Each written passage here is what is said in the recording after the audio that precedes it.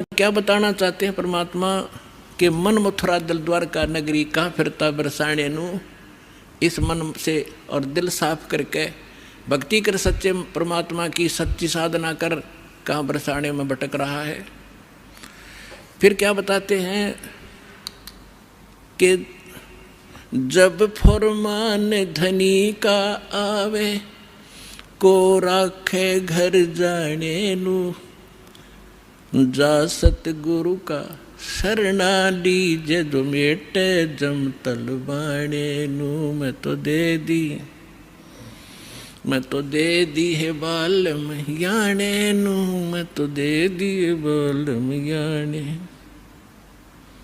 अब क्या बताया है गरीबदास साहिब जी ने कि जिस समय आपके प्रारब्ध में आपकी किस्मतानुसार जब आपकी मृत्यु आ गई और यम के दूत आपको लेने आएंगे तो कोई नहीं रोक सकता उसको।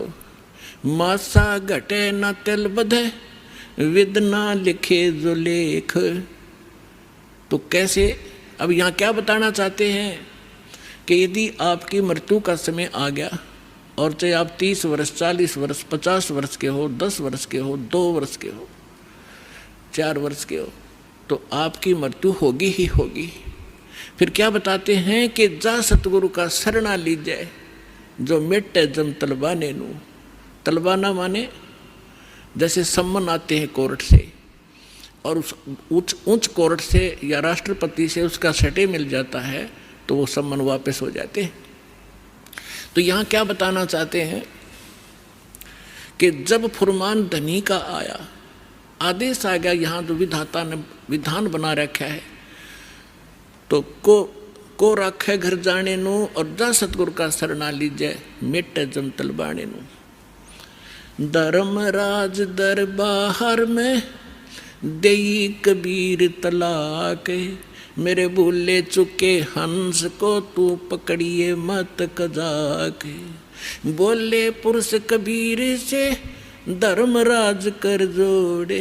तुमरे हंस को पकड़ो नहीं मुझे 2 ही लाख करोड़े। फिर क्या बताते हैं, धर्मराज ने फिर विनती की, प्रभु हे परमेश्वर, यहाँ का एक विधान है इस हमारे लोक का कि जैसा कर्म जिसने किया है वो दोनों भोगने पड़ेंगे, पुण्य भी और पाप भी। तो वो तो मैंने दंड देना पड़ेगा, उसका कोई समाधान बताओ। तो क्या बताते हैं कि कर्मों से तीरथ हैं वो अब जो जपे कबीरे। उनको तो पकड़ना पड़ेगा और जड़नी पड़े जंजीरे। वो तो मेरे बस की बात नहीं, मेरी विधान है परमात्मा। तब परमात्मा कबीर जी ने कहा कि कर्म भरम ब्रह्मंड के मैं पल में करहूँ ने से। जिन हमारी 2 ही दी सो करो हमारे पेसे। कहते हैं ये कर्म भ्रम तुमने यहाँ इनको मिसगाइड करके बुरे जुल्म करवा रहे हो तुम। ये कर्म भ्रम ब्रह्मांड के मैं पल में कर दूँ नेस, इन पर कलम मार दूंगा, इनको ख़त्म कर दूंगा। और जिन्होंने मेरी दुहाई दी वो करो हमारे पेश, उसका अकाउंट भी मत लेना तू। तो ये ज्ञानदास सुनाता ही रहता है, परमात्मा की अमरवाणी है, ये कोई डूम बाट के गीत नहीं, उस सच्चे परमेश्वर का बताया हुआ सच्चा विधान है और ये ज्यों का त्यों है। परमात्मा ने कहा कि जो ये कह दे मेरे पास, तेरे पास आके मैं उस परमेश्वर कबीर जी का भक्त हूँ, उसका अकाउंट भी मत लेना।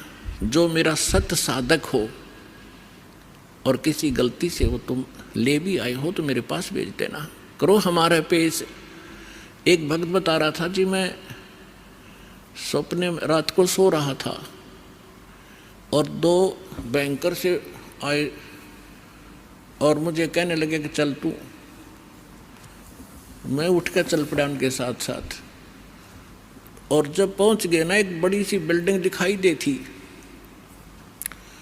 उसके निकट जाकर मैंने पूछा भी कहाँ ले जा रहे हो तुम मुझे। वो कहने लगे हम तुझे धर्मराज के पास ले जाएंगे और वहाँ तेरा लेखा जोखा होगा, फिर उसके बाद आगे जैसे आदेश होगा तेरा आगे फिर हम उसके बाद बताएंगे। तो कहने लगा तुम यम के दूत हो? हाँ, कहाँ यम के दूत हैं। तो उसको बात याद आ गई कि हमने ज्ञान में सुना है, गुरुजी बताते हैं परमात्मा कबीर जी के, भक्त को और यम के दूत नहीं पकड़ सकते। तो मैं उनके साथ झगड़न लग गया गुट्टम गुट्टा कि तुम मुझे नहीं ले जा सकते, छोड़ो। तो काफ़ी देर मेरा उनका झगड़ा हुआ। तो मैंने बताया कि मैं कबीर परमेश्वर की भक्ति करता हूँ, सच्चे सतगुरु की शरण में हूँ, तुम कैसे ले जा सकते हो, और नहीं तो पूछ लो तुम्हारे उस जिसके पास मुझे ले जा रहे हो। तो उन्होंने देखा कि बड़ा दृढ़ता से बोल रहा है। उसने कहा, एक ने कहा कि तू यहाँ खड़ा रहे, मैं पता करके आता हूँ। कहते वो अंदर गया, उसने मुझे आवाज़ सुनाई दे। उसने पूछा कि महाराज ऐसे ऐसे, वो कह रहा है कि मैं कबीर जी का शिष्य हूँ, भक्त हूँ, और तो मुझे नहीं ग्रहण कर सकते। धर्मराज से कहा। धर्मराज ने अकाउंट देखा, वो दोबारा खोल कर देखा कि निकम्मे गीत ले आई इसने, इसको वापस छोड़ दो फटाफट, मन भी मरवाओगे तुम। तो तभी वापस आया और कहने लगा, अरे छोड़, इसने बला ने ऊपर तो पटक दिया मैं, और न्यू आऊँ जैसे गोते खाता हुआ, झटके लगता हुआ, और एकदम बॉडी में प्रवेश किया। और जब मैं उठा, पसीना पसीना हो रहा, मेरी जाग खुल गई, नींद खुल गई, और काफ़ी देर तक मेरा शरीर सुन रहा, मैं हिल डुल नहीं पाया। यदि मुझे ऐसी स्थिति मेरे शरीर की ना होती तो मैं सपना मानता इसको। तो उस दिन के बाद कह रहा कि और गणा दृढ़ विश्वास हो गया परमात्मा पे। तो यहाँ गरीबदास जी उसी परमात्मा की समर्थता बता रहे हैं कि जब फरमान धनी का आवे को राखे घर जाने नु, कौन बचाओ वहाँ जाने से, और जा सतगुरु का शरणा लीजे मेटे जमतल बाणे नु, मैं तो दे दी बालम याने नु, मैं तो दे दिए बालम याने नु। उत्तर दक्षिण पूरब पश्चिम तो फिरता दाने दाने नु। इस समर्थ की शरण में आने से आपको इतनी बरकत देगा यू भगवान, थोड़े काम में घना सुख, घना फायदा होगा। और आप उल्ट साधना करते हो, गलत साधना कर करके, और अपना कर्म बिगाड़ दिए, भक्ति नाश कर ली। जिस साधना से आप कर रहे हो, इससे आपको कोई बेनिफिट होने वाला नहीं है। यहाँ क्या बताते हैं, उत्तर दक्षिण पूरब पश्चिम फिरदा दाने दाने नु, सर्व कला सतगुरु साहेब की हरि आए हरि आने नु।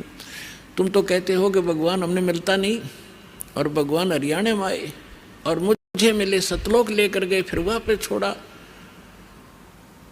और पुण्यात्माओं आगे फिर गरीबदास जी क्या बताते हैं, मत दे दी है बाल में बैरे नू, मैं तो दे दी है बाल में बैरे नू, मैं तो दे दी बैरे नू, मैं तो दे दिए बाल में बैरे नू। संसारी दी गल्ला चिने ना बूझे शब्द जो गहरे नू, संसारी दी गल्ला चिने नहीं बूझे शब्द जो गहरे नू। ये मुर्दों से ती प्रीत लगावे न जाने सतगुरु मेरे नू, मुर्दों से ती प्रीत लगावे न जाने सतगुरु मेरे नू, मैं तो दे दी है बालम बैरे नू, मैं तो दे दी है बालम बैरे नू। श्वेत छतर सिर मुकुट विराजे देखत न उस चेहरे नू, श्वेत छतर सिर मुकुट विराजे देखत न उस चेहरे नू। ऊंची थड़ियाँ खेती बोवे ये भूल गए निज डेरे नू, ऊंची थड़ियाँ खेती बोवे ये भूल गए निज डेरे नू, मैं तो दे दी बैरे नू, मैं तो दे दी है बालम बैरे नू, मैं तो दे दी बैरे नू, मैं तो दे दी है बालम बैरे नू। ये संसार समझदा नहीं कहंदा श्याम दोपहरे नू, ये संसार समझदा नाही। कहंदा श्याम दोपहरे नू, गरीब दास ये वक्त जात है, रोवोगे इस पैरे नू। गरीब दास ये वक्त जात है, रोवोगे इस पैरे नू। मैं तो दे दी है बालम बैरे नू, मत दे दी है बालम बैरे नू। ऊंची थलियां खेती बोवे, ये भूल गए हैं नज डेरे नू। ऊंची थलियां खेती बोवे, ये भूल गए नज डेरे नू। गरीब दास ये वक्त जात है, रोवोगे इस पैरे नू। गरीब दास ये वक्त जात है, रोवोगे इस पैरे नू। मैं तो दे दी बैरे नू, मत दे दी है बालम बैरे। अब इसमें क्या बताना चाहा है परमात्मा के ज्ञान को गरीबदास साहिब जी ने, कि यदि आप किसी मित्र को, बहन भाई को, या कोई और निकट के संपर्क वाले को कुछ बताना चाहोगे इस ज्ञान के बारे में, वो कति सुनने को तैयार नहीं, क्योंकि मन है उसके अंदर प्रभावी है भी है मन। और उसी व्यक्ति को कोई ये कह दे, कहाँ जाते हो भाई, कि मैं जाता हूँ अमरनाथ पे, और उसको ये कह दे कि केदारनाथ पर जाने से बहुत लाभ होता है, तो पूछेगा कब जाएगा, मुझे भी ले चलना। No objection. कोई सोमवार का व्रत रखता है तो उसको कोई ये कह दे कि शुक्रवार का व्रत बड़ा बेनिफिट देता है, अच्छा बता कैसे करना होता है, तुरंत मान जाएगा। तो यहाँ परमात्मा कहते हैं मैं तो दे दी बालम बैरे नू, और संसारी दी गल्ला चीने। आम आदमी कह दे वो मान ले, और ना बूझे शब्द जो गहरे नू, इस गहरे ज्ञान को नहीं पूछना चाहता, ना समझना चाहता। तो क्या बताते हैं, संसारी दी गल्ला चिन्ह नहीं बूझे शब्द जो गहरे नू। ये मुर्दों से ती प्रीत लगावे न जाने सतगुरु मेरे। अब जैसे प्रत्येक गांव में किसी तालाब के ऊपर या किसी अन्य स्थान पर कोई संत साधक मर गया, मृत्यु को प्राप्त हुआ, उसकी यादगार बना ली, वह माथा टेकन लाग गए सारे, पूरा गांव का गांव। अन्यों का हमारे तो दादा लाई पूजा है यार। अरे कोई विवेक तो लो। देखो जैसे ठीक है वो संत अच्छे होंगे जो आज तक पूजे हैं, लेकिन उस समय जो उस जीवित समय में उसके जैसा भी वो संत था, जैसी भी भक्ति साधना थी उसके पास, तो उससे उस समय लाभ तो मिल सकता था जब वो वर्तमान में था। अब तो वैसे उसकी महिमा वैसे ठीक आदर करते रहो, लेकिन मोक्ष कति नहीं, लाभ नहीं मिलेगा। जैसे कोई डॉक्टर है, वैद्य है, और वो बहुत अच्छा वैद्य था और खूब अच्छी दवाई देता था, रोग नाश कर देता था, ठीक है। तो उस समय जो उसके संपर्क में आए तो उनका वो लाभ मिला। उसकी मृत्यु होगी, मृत्यु के बाद उसकी यादगार बना दी, और वहाँ फिर अब कोई जावे उस वैद्य से ये कहने कि वैद्य जी मेरा मलेरिया हो गया, दवाई बताइयो। वह वैद्य की मूर्ति वह दवा काम नहीं कर सकती जो ओरिजिनल जीवित कराया करता था। तो यह भूल मारा ईब तई लाग रही थी, अब मिटेगी। तो क्या कहते हैं, मुर्दों से ती प्रीत लगावे ना बूझे शब्द जो गहरे नो।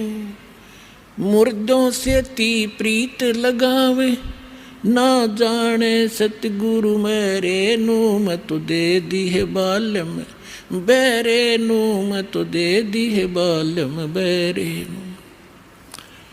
फिर क्या बताते हैं, श्वेत छतर सिर मुकुट विराजे। निराकार निराकार का ढोल पीट रखा था।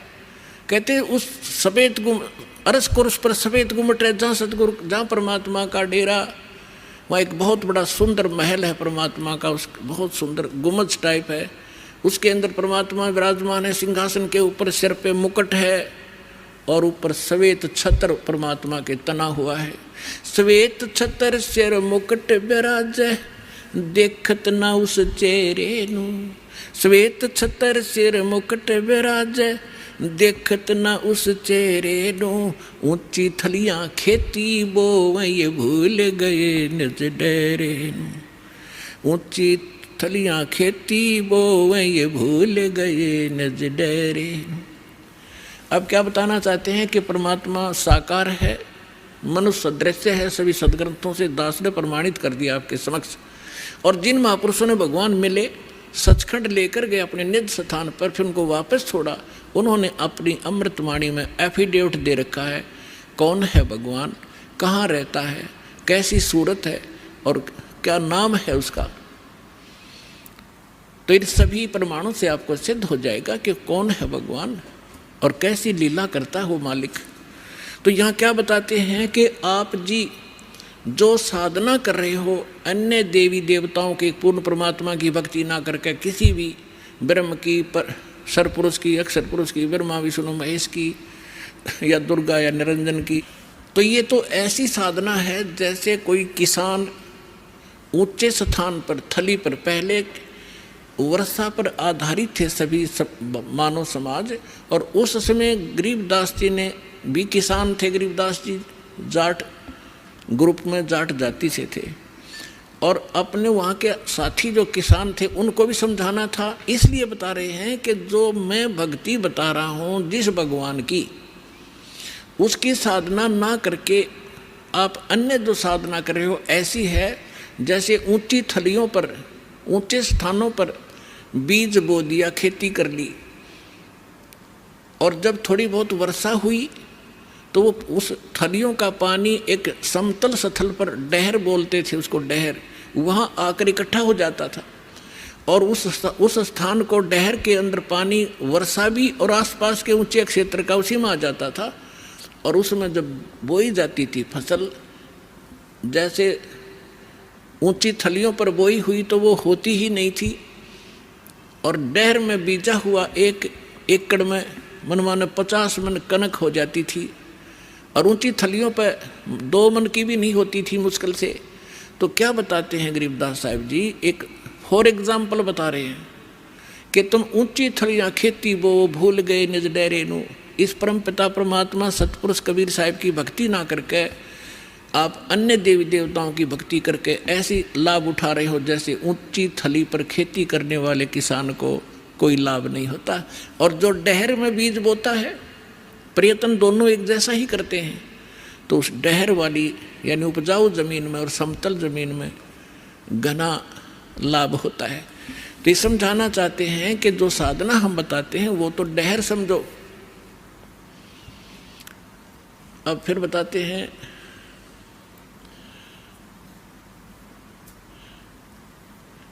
गोता मारूं स्वर्ग में, जा बैठूं पाताले, गरीबदास ढूंढता फेरूं अपने हीरे मोती लाल। चारों युग में मेरे संत पुकारे, और कूक कहा हम हेल रे, हीरे माणिक मोती बरस, ये जग चुगता ढेल रे। अब परमात्मा कबीर जी से प्राप्त ज्ञान को कैसे विश्लेषण कर रहे हैं गरीबदास जी। कबीर साहब बता रहे हैं कि चारों युगों में मैं आया, अच्छी आत्माओं को मिला, उनको तत्व ज्ञान और यथार्थ स्थान से परिचित करवाया, सतभक्ति से परिचित कराया, और ये चारों युग में संत पुकारे और कूक कहा हम हेल रे, हीरे माणिक मोती बरसे, ये जग चुगता ढेल रे।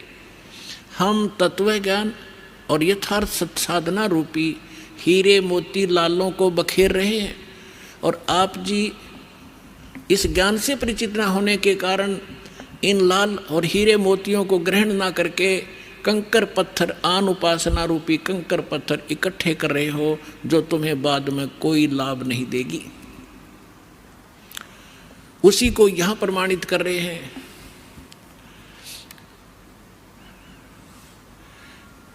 श्वेत छतर सिर मुकुट बिराजे, देखत ना उस चेहरे नू। ऊंची थलियां खेती बोवे, ये भूल गए निज डेरे नू। पर भी लेन जात है दुनिया, हमरा ज्ञान किन्हें ना सुनिया। अब यहाँ एक प्रश्न आया इसके अंदर कि संसारी दी गल्ला चिन्ह ना बुझे सब जो गहरे नू। एक बहन आई, एक बहन ने हमारी दीक्षा ले ली थी। उस बहन की बहन जो है उसका पति शराब बहुत पीता था, और जिस बहन ने यहाँ दीक्षा ली थी उसका भी ऐसी स्थिति थी। उसके पति ने शराब छोड़ दी थी और नाम ले लिया, और एक बिल्कुल स्वर्ग के तुल घर हो रहा था। तो उसकी बहन का वहाँ आना हो गया, जो दीक्षा किसी और से ले रखी थी, किसी दूसरे पंथ से, और साथ में दूसरी साधना भी करती थी अपनी जो परंपरागत प्रचलित। उसका पति शराब पीता था, बहुत पीटता था, कभी गली में भी खड़ी कर देता है रात में शराब के नशे में। अब मैं बाहर खड़ी रहती हूँ, कुंडी लगा के भीतर पड़ कर सो जाता, सवेरे उतरे शराब जब खुल कुंडी ने। इतनी दुखी हूँ मैं। तो उस बहन ने कहा कि आप मेरे गुरुजी के पास चलो, वहाँ नाम ले लो और तेरा पति भी शराब छोड़ देगा। तो वह बहन अपनी बहन के साथ हमारे पास आ गई करोथा आश्रम में। जब थोड़ी सी संगत थी, हम ऐसे बाहर बैठे सारा बैठे रहते थे, सारे 10, 20, 50, 100 भक्त आते थे दिन में, मुश्किल से 10, 20। तो मैंने पूछा बहन कहाँ से आई? तो उसने बता दिया मेरी सिस्टर है, और इसका पति बहुत शराब पीता है, और रोज़ पीता है, इसने बुरा हाल कर रखा है इसका, और नौकरी करता है, एक चवन्नी घर पर नहीं छोड़ता, सारी पी जाता है, बच्चे भी भूखे रहते हैं कई बार।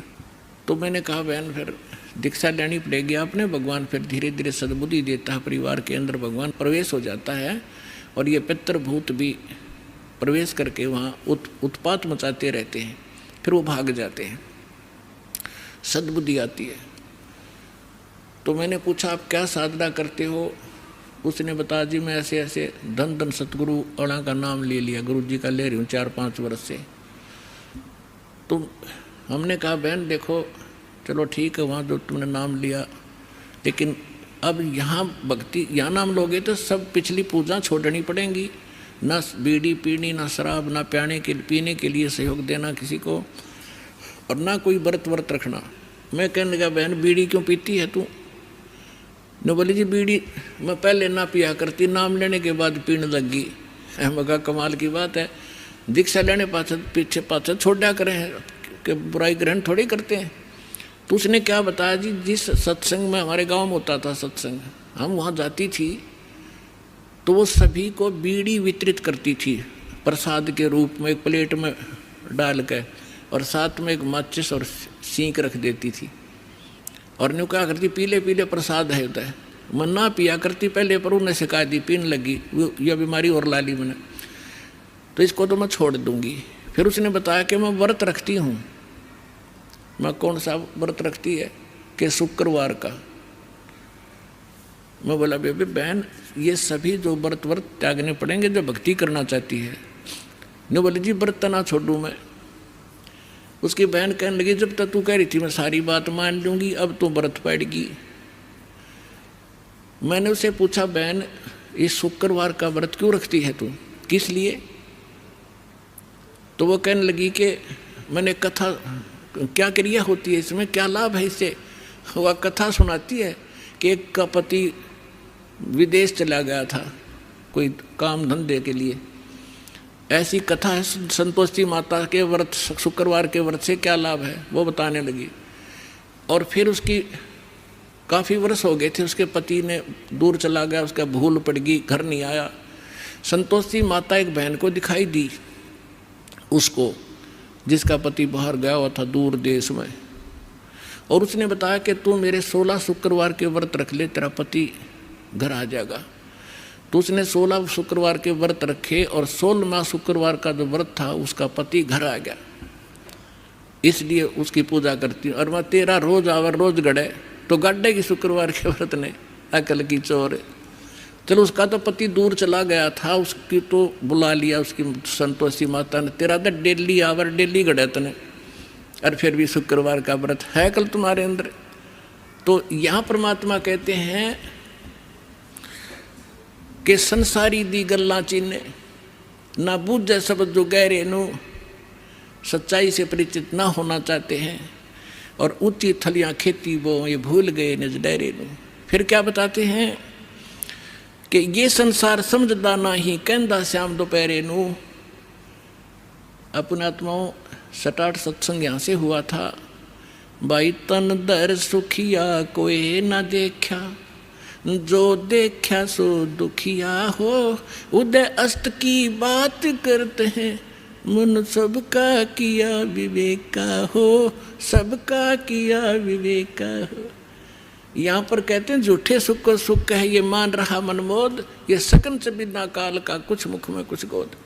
तो क्या बताना चाहते हैं आदरणीय गरीबदास साहिब जी कि ये संसार समझदा नहीं कहंदा श्याम दोपहरे नू। जैसे एक शराब पिए पड़ा था, जेठ जून का महीना, हरियाणा क्षेत्र, पंजाब, राजस्थान, उत्तर प्रदेश। इसमें जून के अंदर एक भयंकर गर्मी गिरती है और शराब पी कर बाहर पड़ा बिल्कुल मैदान में। और उसका साथी कहता है कि उठ ले भाई, बहुत दुखी है तू, मुंह में झागा रे, पसीना पसीना, रेते में लेटा हुआ है, उठ तुझे छाया में लेटा देता हूँ। वो शराब के नशे में कहता है छेड़ना मौज हो रही है। वहाँ धूप में पड़ा है, रेत के अंदर पड़ा है, पसीना पसीना है, और उसको कहता छोड़ दे मौज हो रही है। तो परमात्मा कहते तुमने भांग पी रखी काल की, कबीर ये माया अटपटी सब गट आनड़ी, और किस किस ने समझाऊं या कुआ भांग पड़ी। तो ऐसे हम इस दुख को सुख मान रहे हैं इस नशे के अंदर। फिर क्या बताते हैं, जैसे एक रिश्तेदार दूसरे रिश्तेदार को यानी मित्र या रिश्ते रिलेटिव को कोर्ट में मिला, कचहरियों में, और वहाँ मिलते ही हाथ मिलाते हैं और कहते और क्या हाल है, अकमौज हो रही है। कोर्ट में मौज का क्या काम, वहाँ तो घी बंधी रहती है। कोर्ट में भी मौज है, वहाँ गए हैं व्यक्ति को 2 मिनट में चिंता रहती है, वकील नहीं आया, गवाह नहीं आया, फलाना नहीं आया, और फिर और क्या हाल है, ठीक ठाक मौज है। कोर्ट में जाने वाले व्यक्ति को भी मौज है। फिर हॉस्पिटल में गया, किसी का कोई बच्चा बीमार था, मित्र आए वहाँ मिलने के लिए। अब उससे पूछते हैं और ठीक है, अपना लड़का तो बीमार है, बाकी मौज हो रही है। लड़का मरने को हो रहा है, बाकी ठीक ठाक है। तो परमात्मा कहते हैं ये संसार समझदा नहीं कहंदा श्याम दोपहरे नो। जैसे जेठ का महीना और दोपहर के समय को, और कोई ये कहे कि ठंड सी लग रही है, तो उसने शाम देखी नहीं है। तो शाम के समय जो शीतलता होती है, तो दोपहर के समय वो धूप में जला हुआ भी ये कह रहा है कि कहंदा श्याम दोपहरे नू, यानी इस दुख को तुम सुख मान रहे हो। झूठे सुख को सुख कहे ये मान रहा मन मोद, ये सकल चबीना काल का कुछ मुख में कुछ गोदे। फिर क्या बताते हैं परमात्मा, भाई सुरपति दुखिया भूपति दुखिया, रंग दुखी बपरीती हो, कह कबीर और सब दुखिया, एक संत सुखी मन जीती हो, संत सुखी मन जीती हो।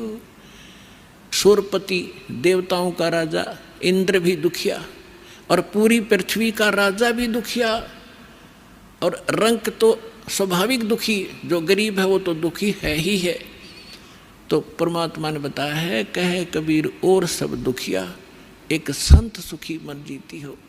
यानी परमात्मा की शरण में जो प्राणी आ जाएगा, पूरे सतगुरु की शरण में आने से, उस सच्चे परमात्मा की भक्ति करने से, उसको एक तो ज्ञान ऐसा प्राप्त हो जाता है कि वो संसारिक इन आडंबरों से दूर हो जाता है। उसको ज्ञान ऐसा निर्मल मिल जाता है कि ऐसा निर्मल ज्ञान है, ये निर्मल करे शरीर और ज्ञान मंडलीक है भाई चकवे ज्ञान कबीर। तो उसको ज्ञान ऐसा मिल जाता है कि यहाँ तक पीछा छुड़वाएं पार पड़ेगी, ना कोठी की गणी हो सकता, ना बंगले की, ना ज़्यादा यहाँ अटपट चले नहीं, क्योंकि हमारे परमात्मा सारी ब्रह्मांड के पालक, सबके रचनहार, एक झोंपड़ी में टाइम पास करा करते और हाथ से कपड़ा बुनकर निर्वाह करके दिखाया करते थे, जो सबका पालन करने वाले। नहीं तो वो एक वचन से एक बहुत बड़ा महल बना सकते थे, उन्होंने ईंट सीमेंट डालने की जरूरत नहीं थी। वो हमें ये बताना चाहते थे, इस गंदे लोक से निकलना चाहते हो तो यहाँ की बकवाद छोड़नी पड़ेगी, केवल यहाँ से जन्म और मृत्यु का छुटकारा चाहिए आपको, तो ये भक्ति कर लीजिए। गीता अध्याय नंबर 7 के श्लोक नंबर 29 में कहा है, गीता ज्ञान दाता कहता है कि जो मेरे ज्ञान को आश्रय कर लेता है और तत्वदर्शी संत की जो खोज कर लेता है, और वो व्यक्ति जो केवल जरा और मरण से छूटने का प्रयत्न कर रहे हैं, वो उस तत्व से परिचित हो चुके हैं और सारे दातम ज्ञान से परिचित हैं और वो सब कर्मों से परिचित हैं, वही प्राणी जरा और मरण से छूटने का प्रयत्न करते हैं, इस संसार के किसी सुख की वो कामना नहीं करते। तो यहाँ इस आने से आपको ये ज्ञान हो जाएगा और फिर ये समर्थ है। आपको जिस चीज़ की आवश्यकता होगी, बकवाद नहीं सुनेगा आपकी, आपको आवश्यकता होगी तो आपको तुरंत दे देगा, ला कहते कुछ भी कारण बनाओ। तो इसलिए यहाँ परमात्मा कहते हैं, कहे कबीर और सब दुखिया एक संत सुखी मन जीती हो। मन जीतना यही होता है कि जैसे हमने यहाँ की ये जो नाचना गाना, इसका तो ज्ञान ही हो गया, बकवादें बेमतलब की। अब नाच गा रहे हैं, ढोल पीट रहे हैं, डीजे बजा रहे हैं, अगले दिन दूल्हे की मृत्यु हो जाती है, टक्कर मार कर रो रहे हैं, बजा ले डीजे। तो यहाँ संत कहते हैं, ना जाने, नानक साहब जी कहते हैं, ना जाने काल की कर डारे किस विध ढल जा पासावे, अर्जिना के सरते मौत खुड़क दी उनानु केड़ा हंसावे। जिनको मौत दिखाई देती है, जिनको जाना है यहाँ से, पता है कि ना जाने कब बिजली गिर जाएगी, तो वो ये बकवाद नहीं कराया करते। अब कोई भयंकर रोगी है और उसको पता है कि कैंसर हो गई है और कुछ दिनों का मेहमान है, उसके वो सुनियो डीजे और करके दिखाओ बकवाद, उसको तो उंगलियां पर दिन गिनने पड़ते हैं कब मौत होगी, कितने दिन का जीवन है। तो हम सबको कैंसर है। परमात्मा कहते हैं कि जग सारा रोगी आरे, जिन सतगुरु वैद न जाना, जग सारा रोगी आरे। जन्म मरण का रोग लगा या तृष्णा बढ़ी खांसी, और आवागमन की डोर गले में पड़ी काल की फांसी। तो हमने ये काल की फांसी दिखाई देनी चाहिए, और यहाँ से जब निकलने की जब श्रद्धा बनाएंगे तो हमारा मन जीता जाएगा, तब मन जीता जाएगा। इस ज्ञान से हम उल्टे हटेंगे और फिर परमात्मा साथ रहेगा। कहते हैं कल्पे कारण कौन है, कर सेवा निकाम, सेवा माने पूजा, और मन इच्छा फल दूंगा जब पड़े मेरे ते काम। तो इस प्रकार इस सत्साधना करने से आपका भी मोक्ष, आपके बच्चों का भी मोक्ष। और कबीर साहब ने ये वो समय वो है जो वचन पहले कहा था कि भक्ति बीज होगा जो हंसा, और तारों तास के इकोत्र वंशा। अब हजारों वर्षों तक ये सत्साधना चलेगी, पूरे विश्व में ये ज्ञान फैलेगा। या कोई सुखी नहीं है, चाहे कितना बड़ा अपने आप को प्रधानमंत्री मान रहा है, चाहे कितना वैभवशाली समझता है, उसने सपने में सुख नहीं है आज के युग में।